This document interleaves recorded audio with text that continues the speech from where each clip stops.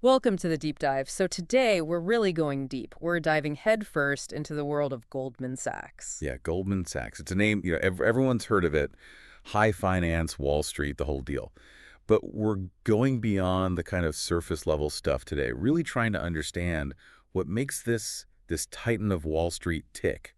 And to guide us on this deep dive, we're using a fascinating book called El Banco, Como Goldman Sachs dirige el mundo. El Banco, which literally just means the bank in Spanish. Exactly. And that title really says it all, doesn't it? It does. It's a pretty bold statement. It is. And what's even more interesting is the author, Marc Roche. He's a veteran financial journalist. He's been covering this world for decades. And even he refers to Goldman Sachs simply as El Banco, the bank, throughout the whole book. Like it's the only bank that matters. Exactly, like they're in a league of their own. And Roche backs it up, too. He doesn't just throw that name around. He goes deep into their culture, their practices, and some of the, well, let's just say controversial deals they've been involved in. Yeah, and he really gets into, what makes Goldman Goldman. One of the things that really struck me was the level of secrecy. I mean, it's intense. Roche actually compares their internal information network to something you'd find in a spy agency. It's kind of wild, right? Like you think finance, you think numbers, but this is next level clandestine stuff. It's this weird paradox. A financial institution that operates more like, I don't know, the CIA or something. Right, like hush-hush, need-to-know basis, all that. And it's not just about keeping secrets from the outside world either. Roche talks about how this secrecy, it kind of seeps into even the employees' personal lives. It's true. It's like this weird, all-encompassing thing. He mentions this anecdote, and honestly, I had to read it twice because I wasn't sure I believed it. Oh, yeah. What's that? Goldman Sachs, apparently, they used to, and maybe still do, who knows, they encouraged employees to eat in the company cafeteria. Okay. Yeah. Not that unusual on some. I mean, lots of companies have cafeterias, right? Right. But here's the thing, and this is where it gets a little, well, creepy. They tracked their employees' spending habits there. They They were monitoring what people ate, how much they spent, all of it. Seriously? Why? I mean, what's the point? That's the million-dollar question, isn't it? Roche suggests it was all about control. Control, yeah. Like they wanted to keep tabs on their employees, even during their lunch break. Exactly. I mean, it's a small detail when you think about it, but it's just a little glimpse into this larger pattern of control within the firm's culture. It's like they don't want anything left to chance. Everything is very, very deliberate. Absolutely. And this control, the secrecy, it all feeds into their, their infamous partner system, which is about as secretive as it gets. Oh, yeah. Becoming a partner at Goldman Sachs, that's the holy grail. Right. But good luck figuring out who actually is a partner. Roche mentions that they're not even allowed to, publicly say they are one. It's true. It's like this weird badge of honor you can't even wear. Right. What's the point of reaching the top if you can't tell anyone you're there? It just adds to the mystique, right? They want that air of mystery. Makes those who are partners seem even more powerful, I guess. I guess. And then just to add another layer to this whole partner thing, Roche explains that partners are typically retired after just 10 years. Yeah, 10 years and you're out. It's like a forced exit. But it's strategic, right? I mean, it's not like they're kicking these people to the curb. Right, exactly. It's all very calculated. They're basically creating this network of super connected former Goldman executives. It's like they're everywhere. All these loyalists strategically placed in businesses all over the world. And they still have influence. Right. They know people. They know how Goldman works. They have connections. It's invaluable. It's like the most powerful alumni network in the world. Exactly. Speaking of powerful, yeah, we have to talk about the Goldman bonus culture. Oh, yes. The stuff of legends. Yeah. We're not talking about like a gift card to Starbucks here. We're talking life-changing sums of money. It's crazy. Roche talks about the amounts involved. It's not just a bonus. It can make or break your career. And the pressure. Roche describes this almost palpable tension in the air leading up to bonus day. Oh, yeah. It's like this weird pressure cooker. Everyone's laser focused on that one day. It's intense. And it gets kind of wild, too. Roche tells this story, it's almost unbelievable, about a trader who buys a bronze sculpture. Oh, yeah. I remember that. Was it like a bowl or something? Close, a bronze sculpture of a testicle. Wait, what? Yeah, for good luck to, help him get a bigger bonus. Wow. Okay. That's next level. But I guess it kind of shows you the mindset, right? It's like this all-consuming desire for that bonus. Totally. Like it's the ultimate validation. But it does make you wonder, doesn't it? This whole bonus culture, this focus on individual gain, does it create a culture of risk-taking? That's a great question, and it's something that Roche really digs into, especially when he starts talking about some of Goldman's most, let's say, notable deals. And believe me, there are a lot to unpack. Oh, we're just getting started. So this Middle Steel Arcelor deal, it wasn't just your average corporate merger, was it? No, not at all. I mean, you're talking about the steel industry, right? It's huge, it's global, and it's got this long history. So when two giants like Middle Steel and Arcelor go head-to-head, the stakes are incredibly high. And this wasn't just a financial battle. It got pretty personal, didn't it? Oh, absolutely. You had these huge personalities involved, cultural clashes, national pride. It was a real clash of titans. On one side, you had Lakshmi Mittal, this incredibly ambitious Indian steel magnate. And of course, who's he got in his corner advising him? Goldman Sachs. Right. And Middle, he's got this grand vision, right? He wants to create the world's largest steel company. Yeah. And he's not afraid to ruffle some feathers to get there. And ruffle feathers he did. Roche talks about how Mittal launches this hostile takeover bid for Arcelor, which was this European steel giant. Yeah, and Arcelor, they were like the old guard, a symbol of European industrial might. And they did not take kindly to this upstart, this Indian company coming in and trying to take over. It was like a culture clash on a massive scale. It really was. And Roche, he doesn't shy away from that. He talks about how Dolly, who was the head of Arcelor at the time, made some pretty inflammatory comments about Middle and his team. Really? Like what? Oh, questioning their business practices, even resorting to some, let's just say, unfortunate stereotypes about Indian businesses. It's kind of amazing how quickly things escalated, isn't it? Right. But Middle, to his credit, he didn't really take the bait. He had Goldman Sachs whispering in his ear, and they were laser focused on the prize, winning this deal. Goldman, they're not just about the numbers, are they? They understand how to play the game, how to navigate these complex situations where it's not just about the balance sheet. Exactly. And this deal, it required some serious maneuvering. Roche talks about how Goldman brought in some heavy hitters to vouch for Middle, people like François Pinault, this French luxury goods tycoon. Trying to lend some credibility, some European charm to the whole thing. Exactly. And it worked.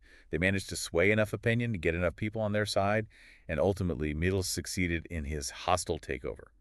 ArcelorMittal was born. It's a pretty incredible story when you think about it. It cemented Goldman's reputation as, the masters of the universe when it comes to mergers and acquisitions. But it also kind of highlighted their ruthlessness, their willingness to play hardball to get what they want. Yeah, and that's a theme that comes up again and again with Goldman, isn't it? This idea that they're not afraid to push the boundaries, to operate in that gray area where ethics and profits collide. And nowhere is that more apparent than in their role in the Greek debt crisis. I mean, talk about a complex and controversial situation. Yeah, this one's a doozy. And it's not just about numbers on a spreadsheet. This is about a country, about people's lives. And Goldman Sachs is right in the thick of it. Roche talks about how they helped Greece mask the true extent of its debt, basically hiding it from the rest of the world. And they did it through these complex financial instruments, right? Derivatives, swaps, all sorts of things that most people don't really understand. Yeah, derivatives, they always seem to be at the heart of these financial scandals. Right. They're basically like bets on the future. And in Greece's case, they were betting that their economy would improve. And spoiler alert, it didn't. Nope, it didn't. And when the Greek economy tanked, the whole house of cards came crashing down. And here's where it gets really interesting, really controversial. Roche highlights how Goldman Sachs, despite having helped create this mess, actually ended up profiting from it. Yeah, they were basically betting against the very same bets they had helped Greece make. It's like they knew the whole time that it was going to fall apart. It's hard to say for sure, but Roche lays out a pretty compelling case. And it's no wonder that Goldman Sachs faced so much scrutiny, so much criticism for their role in this whole thing. I mean, they were literally profiting from a country's misfortune. It's a tough one to defend. But from one crisis to another, Roche then takes us to what was probably the defining financial event of our lifetimes, the 2008 financial crisis. Yeah, 2008, it was like the whole world changed. And at the heart of it, you had these things called subprime mortgages, these risky loans that were being handed out like candy to people who couldn't afford them. It was a disaster waiting to happen. And Goldman Sachs, they were up to their eyeballs in it. Oh, yeah, they were bundling these subprime mortgages into these complex investments. What were they called again? Mortgage-backed securities. Basically, they were taking these risky loans, packaging them up, and selling them off to investors as a safe bet. It's like they were selling ticking time bombs. And the scary thing is, they knew it, didn't they? Roche found this internal email from David Vignier, who was Goldman's CFO at the time.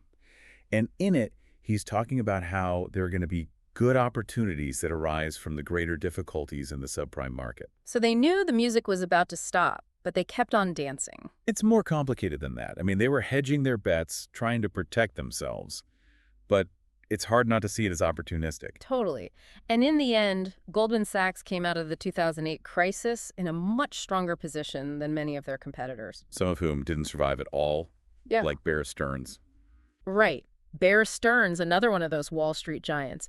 They were heavily exposed to the subprime market, and when the crisis hit, they started to crumble. And Goldman Sachs, they were brought in to advise them on how to stay afloat. But while they were doing that, Roche suggests that they were also warning their own clients about the risks of investing in Bear Stearns. Talk about a conflict of interest. It's brutal, but that's Wall Street, isn't it? It's a cutthroat world. Hmm. And in the end, Bear Stearns was forced into this fire sale. J.P. Morgan Chase bought them for pennies on the dollar. It was a huge fall from grace. It's a reminder that even these giants, these institutions that seem so powerful, so invincible, they can be brought down. Exactly. And then, of course, there's Lehman Brothers. Their collapse, it was like an earthquake that shook the entire global financial system. I mean, Lehman Brothers, it was like watching this pillar of the financial world just crumble before our eyes. And it happened so fast. One minute they're this tower house, and the next they're gone. The biggest bankruptcy in U.S. history. It was a crazy time. Roche does a really good job of capturing the chaos of it all. I mean, there were these frantic phone calls, these emergency meetings, everyone trying to figure out how to contain the damage. They were trying to find someone to buy them, right? Someone to bail them out. Exactly. But no one wanted to touch them. They were too toxic, too exposed.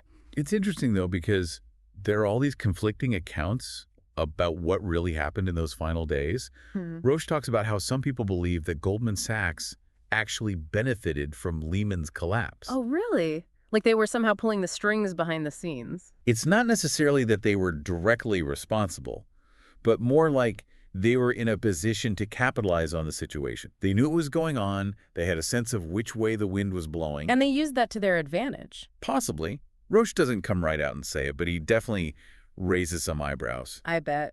It wouldn't surprise me. It seems like they always manage to land on their feet. It's kind of their thing, isn't it? Weathering the storm while everyone else is going under. It's pretty incredible when you think about it. Okay, so from the ashes of the financial crisis, Roche takes us to a different industry, but one where Goldman Sachs also had a pretty significant impact: oil. Specifically, their relationship with BP. Yeah, the BP connection, that's a whole other rabbit hole. It is, and it goes deeper than just, Goldman investing in BP or whatever. Roche talks about how there was this close personal relationship between Lord Brown, who's BP's CEO at the time, and the leadership at Goldman. Yeah, they were all cut from the same cloth, in a way. These ambitious, driven guys, always looking for the next big thing. And they were both really into this idea of relentless growth, pushing the limits no matter what. Which, as we know, can sometimes have disastrous consequences. Exactly. And in BP's case, it led to the Deepwater Horizon disaster in 2010, one of the worst environmental catastrophes in history. It's hard to overstate the impact of that event. The images of the oil spill, the damage to the environment, the impact on people's livelihoods, it was devastating. And what's really interesting is that even though Goldman Sachs was so closely tied to BP, they still managed to downplay the long-term impact of the disaster. It's like they were trying to protect their own interests, even though it meant downplaying the severity of what had happened. It's a pattern we've seen again and again with Goldman, isn't it? This tendency to prioritize profits over, everything else. So we've covered a lot of ground here. We've talked about their secretive culture, their aggressive deal-making, their role in some major financial crises. It's a lot to take in. It is. And it kind of leaves you wondering, what does it all mean? What's the legacy of Goldman Sachs? That's the million-dollar question, isn't it? Roche argues that despite all the scandals, all the criticism, Goldman Sachs always seems to come out on top. They're like the Teflon Don of Wall Street. Nothing seems to stick. Exactly. And I think it has a lot to do with their network. Yeah. They're just so incredibly well connected. They have their fingers in everything. They've got people in governments all over the world in every industry imaginable. It's hard to compete with that kind of reach. It's true. But Roche also raises some important questions about their power. Like, is it good for the world that one institution has so much influence? That's the big ethical question, isn't it? Are they a force for good or a force for, something else? Right. And I don't think there are any easy answers. There aren't. But I think Roche's book is a really important reminder that we need to be paying attention to these institutions. Mm. We need to be asking tough questions about how they operate and the impact they're having on the world. Absolutely. Because whether we like it or not, they're shaping our world in profound ways. That's a wrap on another deep dive. Thank you, as always, for joining us on this journey. We'll be back soon with another fascinating look at the forces that shape our world. Until then, keep asking those tough questions.